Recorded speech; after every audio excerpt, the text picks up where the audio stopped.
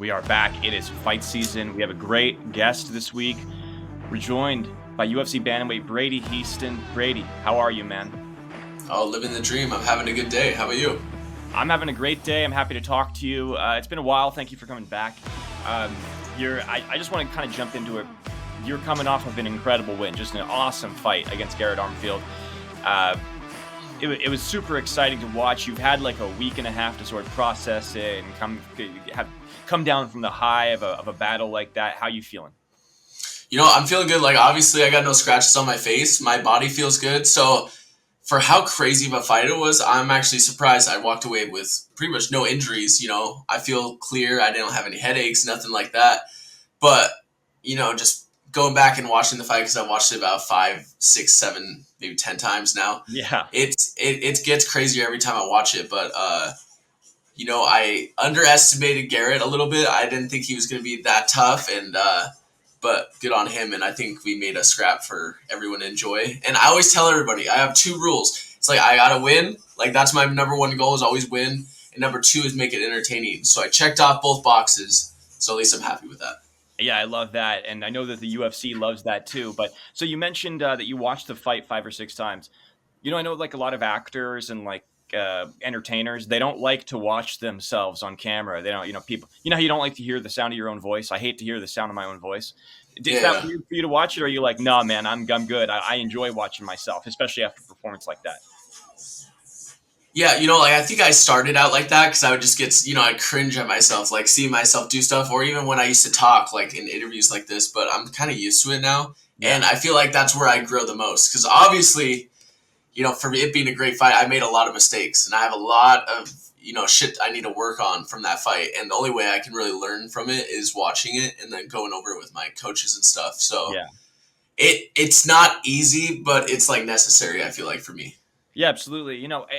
To get back to the fight, it was incredible. You did take some damage, but I felt what was really impressive was you always had an answer. Even after the damage came, you always found an answer. Like when you got knocked down, you always turned it into an opportunity, right? You turned it into a submission opportunity or whatever. What did you think when you heard what Dominic Cruz, the way he was describing it, is he was saying sometimes Brady can be the nail, but he can also be the hammer. How did you feel about being described that way? Like I said in my post fight, it's like I want dominant performances. I don't want to be like, I never want to be the nail, but that's life. And I feel like this shows like who I am as a person and how I deal with life. Because, there's going to be times where you like lose, no matter what. You're losing doesn't mean you lost the whole picture. Like, I've lost exchanges in fights. I've lost, rounds in fights, but it doesn't mean I've lost the fight. And I know that from like my life experiences. And I feel like that's what makes me a great fighter. It's not that I'm like this guy that goes out and knocks everybody out in the first 30 seconds. I'm the guy that no matter what, as long as I'm still in the fight, I'm in the fight, and I can finish it at any point.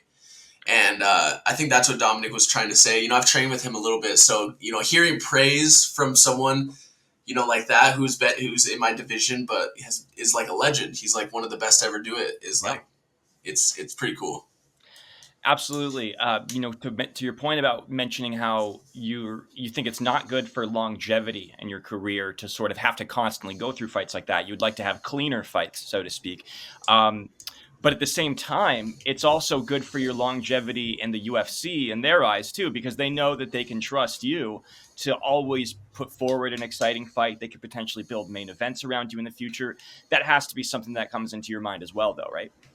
Oh, 100%. Like I said, that the 2 main things is win the fight and then make it exciting. Yeah. And then honestly, my health comes next, because at this point I know what this sport's about. I'm trying to go out there, win, and make it exciting. So I know those are the first 2 things, as long as I check those off. And then I got to start having these dominant performances. But I know, like, if I can just keep out putting bangers of fights, because I mean, me and Ricky Tercios had fight of the night. Me and Josh Reddinghouse had fight of the season. I've came back a couple times, so I'm ready to just go out there, and they know what they're getting. They're going to get a dogfight every time I'm in the cage. Absolutely. Couldn't agree more. And I actually mean this when I say it. I thought that your performance was like something that it was eye-opening, I think, and it's reflected in you getting the performance bonus too. Congratulations on that. You got the Thank you. I know that you're based on your based on your Instagram post, you're going to be investing it into some mutual funds and into some to some sound safe investing, right? No, I got this tattoo, I know. baby. Look at this. No, Can I see it? How is it? yeah, it's honestly great. So I went to Denver to get it. So shout out Tattoo Katie. You can find her on Instagram. She's in Denver. But this is like probably the most detailed tattoo That's sick. I might have ever seen. She just did an amazing job, and this is exactly what I'm looking for. Like my goal is to get like a chest to arm sleeve of all black and white realism, just like that. So I found my lady. That's awesome. So what else are you looking? What other kind of ink are you looking to get?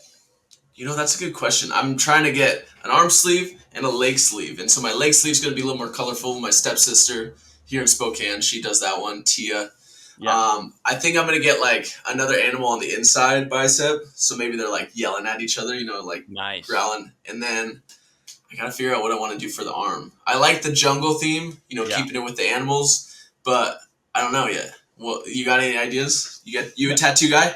I have 3 tattoos. This is hilarious. My wife has done all of them. It's like jokes. We go to our buddy's house. He has like a tattoo needle at his house. So like when we were drunk, I have like one right here. It's pretty bad. I can show you. It's a. I don't know. Yeah, see it. It's an eyeball. I have tattooed on my leg. I love it. That's awesome. It's like a prison tattoo, but my wife did it, so it's meaningful to me. You know what I mean? Hey, we all have those. I had a buddy that had a tattoo gun when we were in high school, and I have a pair. He tattooed a pair of lips on my ass. So, Jesus. I know, yeah. So, I feel it. And then luckily yours, it's not in like the most open space. So no, if I do it anywhere where people are going to see it, I'll probably get it professionally done. I could also have like a professional, work over it a little bit or something. But it's meaningful. But it's a doodle I used to do in high school, like in my school books and stuff. So I was like, all right, I'll have. It's like meaningful to me, so I had my wife do it. So and those are the best tattoos, the ones with the fun story. Yeah, exactly. But yeah, how much, obviously you were sort of joking about about investing. How important is that to you? Like when you get a bonus, because those don't come around all the time. You got to be lucky to get one. You got to be really, it's a reward for your hard work, but also putting on a great fight, which it's hard to always have a great fight. You got to have a willing opponent. You got to have a willing dance partner, so to speak, how important is financial literacy to you, like to investing? And I know you got to take care of your coaches, you got to take care of your team and all that, but like, how important is that to you? Yeah, the funny part about that video is I'm actually like, I've like out of my like the team, they always like are hounding me because I'm such a frugal, like financially savvy guy. Like, ever since I was 16, I was saving. I got it like so. There was a little bit of history, but I got screwed out of a bunch of money that my dad had left me, and so I took it upon myself when I was 18 because I lost all my savings and I was a broke 18-year-old. And so I read a bunch of financial books, did a bunch of stuff like that. And so ever since I was 18, I saved. Once I got on the Ultimate Fighter, I made a little bit of cash, bought my first house. And so every fight I've dumped it in. So I turned this into a duplex. And nice. my next goal is to buy another house. So I might be able to buy my second home by the end of the year. So it's really funny because I talk about fight nights all the time, and I'm really like trying to make sure that I set that up. But I think it was just kind of a cool joke to say that I wasted my money on tattoos. No, I figured. I got the humor in it. Well, that's good. It's super smart. I'm happy to hear that because that's there's obviously tons of stories about fighters and not being smart with their bonuses and thinking that it's just going to come around. So I'm happy to hear that people I would encourage people to listen to Brady on this one. I think that's great to hear. I got to ask you about the most important question. I got to ask you about the fart. The most significant strike of the night. That's what it was. What happened? When did it happen? Because all I saw were the DMs between you guys and that apparently Garrett farted at some point during the fight. Oh yeah. So so I'll tell you what happened. So it was right after the armbar. Not maybe like 20 seconds, 30 seconds after the armbar. If you go back and watch the fight, he gets me an armbar. I end up getting out and I scramble. And it's once I end up on top of him and his legs are up and his head's in the corner of the cage. And I go to pass his legs to go to side control. And as I get my head down next to his ass and I'm passing his legs, Oh. and he just crop dusts me. Like as soon as I throw the legs back, I just get crop dusted. And I'm like, in my head, I'm like, no way did I just get farted in my face in the middle of my fight. And the worst part is, it smelled so bad. Oh. Jesus Christ. It was so nasty, and it was like every sentence I was like, no way I heard that. No fucking way I'm smelling this. And then we made eye contact, and we both knew what happened. And so I just load up and I just punch him right in the face as hard as I can.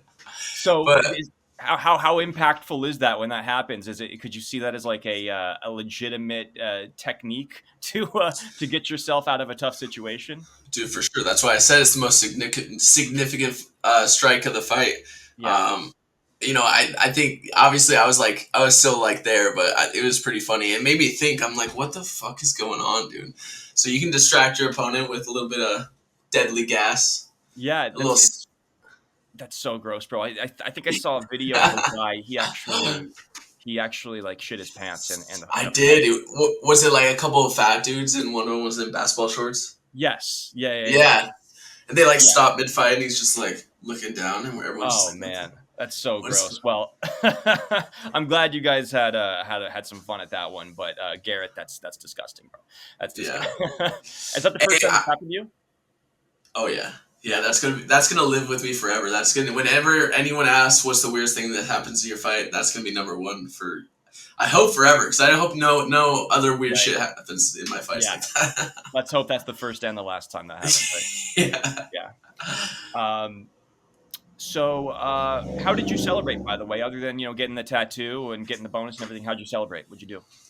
Well, that night, I had my whole team out there, my family, my teammates who are also my family, but my whole family. And so afterwards, we went down to the casino, played a little games. I always lose money, so I don't bet a lot. But then we just walked over to In-N-Out, had some good food. And so then the next morning, literally me and my girl flew out to Denver.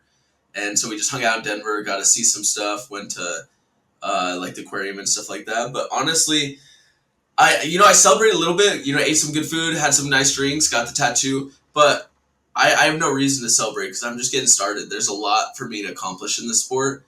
And so literally I did all that stuff. I'm back in the gym and I'm training. I'm, maybe buy some nice new clothes and, upgrade the house a little bit, but it's right back to work. I got to make sure I do all my medicals, get cleared, and then I'm looking for my next fight right away. Yeah, and you mentioned that in your post-fight that you want to go to Abu Dhabi to fight alongside your boy, Michael Chiesa. Any movement on that? Any potential fights lined up or anything like that? Nothing yet. I'm hopeful. I got to talk to my manager again today. I'm gonna call him and stuff. So no word on that. But dude, that would be amazing going over to Abu Dhabi. Yeah. I've never left the continent. The farthest I went was Hawaii. So to go to a different part of the world would be a dream come true. And then get to beat someone else up over there would be awesome. What did you think about in Saudi Arabia that there were first time ever there were no ring girls? I don't know if you saw that. There were no ring girls there. Obviously, it's part of their culture. So UFC did their part in respecting that. But what were your thoughts on that? A lot of people there was some debate on it online about about how it appeared, the optics of it. What were your thoughts on it? It looked cool. It kind of reminded me of the Tyson Fury, Francis Ngannou fight. It's kind of like a big open stadium and everyone's like. It's weird. It's like usually you see the fighters all looking like the same because they're wearing the same outfits, but everyone in the crowd was wearing their turbans and stuff. So it kind of had like a different feel. It was almost like an old martial arts in like a weird different way because everyone in the crowd looks the same and they're watching you go at it. But I thought it was dope. I don't really care about the ring girls are cool, but it's not like they're a necessity. And if it's to make them happy, I think that's more important anyways. Absolutely. There were a couple of people that have fought recently that are fighting this weekend too that could potentially be potential dance partners for you in the future. I just want to throw your way. Sorry. Peyton Talbott, he's on a hot streak. He's one of the hot young names in the bantamweight division. He's fighting this weekend. What are your thoughts on him, and do you think that he could be a potential opponent for you? Oh, for sure. I think we're the same age. He might be a little older, a little younger, but we're like right in the same boat. I think he's got 1 or 2 wins. I got 3 in a row. I think we could definitely fight one day, and I would love that fight. I think he's got good hands, and I'm sure he's got good grappling. He's over the alpha male. I would love that fight. I think it would give me a lot more hype after beating him, and I know I could beat him because the guys he's fought just aren't the caliber of the guys I fought. Like I fought Ricky Turcios, even though he's coming off a loss. I think back then when I fought him, Ricky was a dog, and he was on a different level. Even like Fernie's a dog. He's lost his fights, but he's like never been finished ever. Dana, 3 first-round knockouts in the UFC. Garrett Armfield coming off 2 straight wins. Yeah. And the only loss he has was a short notice that he took up a weight class. And so I feel like I'm fighting these killers, these dogs. And I feel like my wrestling, my grappling is something he's never seen before, at least in the UFC and in these fights that we've seen him fight. So I just think that the fights wouldn't go the same, and I would love to go test myself. But I think I'd fuck him up for sure. Nice. I love that matchup. I hope he wins this weekend just so we could potentially see that one. But there's another one. You mentioned Ricky Turcios. Well, the guy that just beat him, Raul Rosas Jr. He's only 19 years old, but he is, he's on on sort of like a steady incline towards superstardom potentially. That to me seems like a good opponent. What are your thoughts on him? Yeah, same thing. I wouldn't mind fighting him. The problem is we trained together a few times. We have the same manager, so I'm not sure if the UFC would make that fight yet. It's one of those fights that they probably make down the road when we're both like top 10, something like that. Yeah. But I don't really care. I'll fight whoever, whenever. But I think he has a lot of potential. I think it would be a banger of a fight because we're both like savage grapplers. Yeah. And so it would be a grappler's delight. I think the exchanges, the scrambles, all that good stuff would be amazing. What are your thoughts on Chiwiwis, his new catchphrase? Dude, it's weird how shit takes off on the internet. Chiwiwis, I was like, I didn't even laugh. I was like, what is he saying? I know. And it just like took off. So I think it's fucking hilarious. I love all the memes. Like I just saw one where it's like his face and he's whispering in someone's ear and he says, the goosebumps. Yes. Yeah. Dude, that fucking made me laugh. But I saw a line of people that were like waiting to go into his gym. I don't know if they were looking to buy shirts or something. I don't know merch. I don't know what it was, but they were all just screaming Chiwiwis it took off, man. It took off.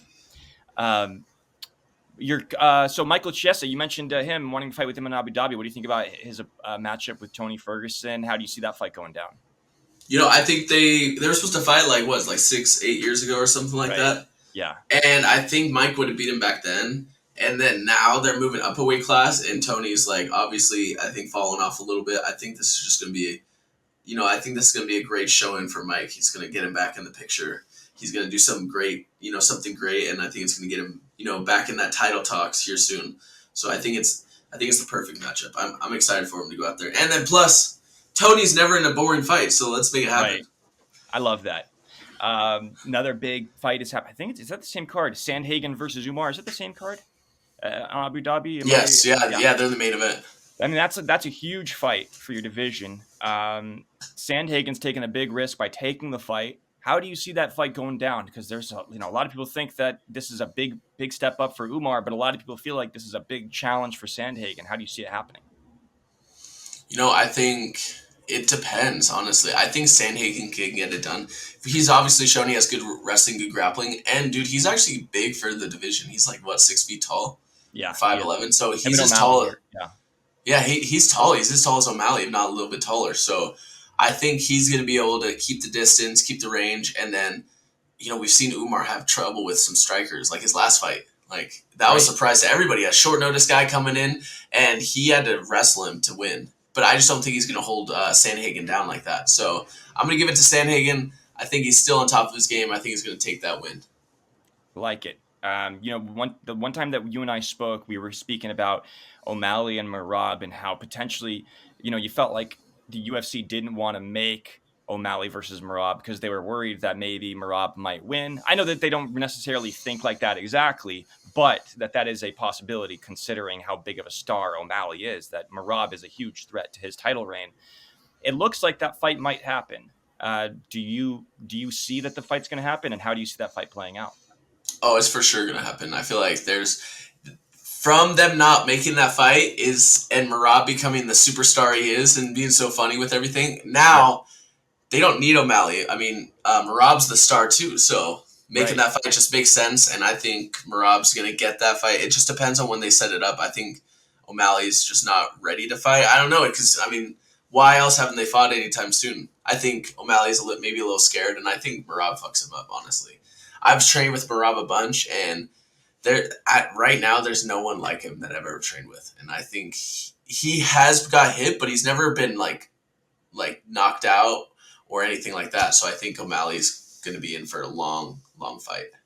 I think that seems to be like the consensus. There are people who feel like O'Malley's wrestling and his grappling is underrated at this point. That because he doesn't show it ever, that his grappling might be underrated. I'm just curious. Do you think that Merab's he sort of played into the Mexican crowd a little bit when he was fighting Henry Cejudo? Do you think that sort of helped elevate his stardom a little bit? And do you think he could potentially headline Mexican Independence Day at the Sphere because of it? Oh, well, I think there's a few things that he's done that's just hilarious. Stealing the jacket's number one. His Instagram's popping up. He's like an inspiration to guys like me, like seeing what he posts, how he found that guy that looks exactly like O'Malley. Yeah. It's fucking hilarious. And then the Mexican Independence Day, it was almost like borderline. I'm like, I wonder how people are going to take this. Are they going to be offended or are they going to love it? And I'm so happy they love it because, I want the best for that dude. And so I think it would be the most fitting thing is if they fought at the Sphere for Mexican Independence Day. It'd be hilarious. I do feel like part of that was because some Mexican fans don't like Henry Cejudo because of comments he made. Why is that? He made some comments in the past. I forget what they were, but I think that it upset some Hispanic fans because he is Mexican, and I think it upset some of the fans. But also I just think Merab is he's so likable and lovable that it's hard to dislike him when he does something like that. For sure. All right, so that's all I got for you. So what I want to end with here is, you're coming off of a huge win.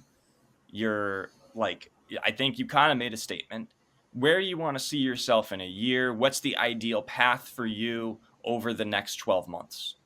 Oh, I want to be top 10 by the end. I want to be like in title talks by the end of 2025. By next two fights, I want to be top 15. So I want to be starting to make some more money. Obviously, I got the bonus, but I want to be making real money. I want to be making money like that. I don't have to worry about other things. Like I didn't tell anybody this, but like before my fight, I was doing the numbers, and I'm like, if I lose this fight, I'm gonna have to get another job. I just had such a long layoff and all these things. So I'm like, the fact that I won and got a $50K bonus was just like the universe telling me that it's time to go. And this short. It's a short sport. It's a short career. And I'm just trying to get in, get out, make my money, buy my houses, and ride off into the sunset. So I'm here, all gas, no brakes, ready to fucking go. Title talks by the end of 2025 and top 15 here soon. I love that. And I'm thank you for sort of sharing that, because that's something a lot of fighters don't like talking about, is the potential of having to, especially being a professional athlete, potentially having to take another job. How close was it? Was that a conversation you were having with your family? How close were you there? Yeah, I definitely was talking. I brought it up, but I wasn't trying to have like that negativity in camp, so I didn't really talk to really anybody about it. But like, let's say that my accounts weren't positive going into that fight. Because, I bought a house, converted to a duplex. I spent a lot of cash to make it so I don't have a lot of monthly bills. But I didn't anticipate that I was going to be out for 14 months. And so, if you know me, I'm a guy that likes to fight. Ever since I was 16, I had fought 2, 3, 4, 5 times a year. And so having to take an entire year off, really made it difficult for me financially, mentally, all these things. But like I said, everything happens for a reason.